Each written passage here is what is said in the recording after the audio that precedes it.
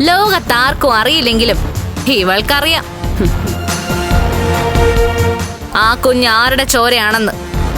നിന്റെ അച്ഛന്റെയും മുത്തശ്ശിയുടെയും കയ്യിലിരിപ്പുണ്ടല്ലേ നിന്റെ കുഞ്ഞ് പോയത്. ആ കുഞ്ഞിനെ പ്രസവിച്ചിരുന്നേ അതിന് ഒരുപാട് അച്ഛനമ്മമാരുണ്ടെന്ന് പറഞ്ഞാ നിനക്കത് സഹിക്കാൻ പറ്റുമോ? അതിന് ദേ എന്റെ കരണമോള് ഇവളെ പോലെ കണ്ണീ കണ്ട ആണുങ്ങൾക്കൊപ്പേ തെണ്ടി തിരിഞ്ഞ് നടക്കുന്ന ഒരുത്തിയല്ലടി. ഇപ്പൊ കണ്ണേട്ടനും ലക്ഷ്മിയേടത്തിയും തമ്മിൽ തെറ്റിപ്പിരിഞ്ഞ് നടക്കുന്നതുകൊണ്ടാ ഇവള് നമ്മുടെ കുടുംബത്തിൽ കഴിയുന്നത്.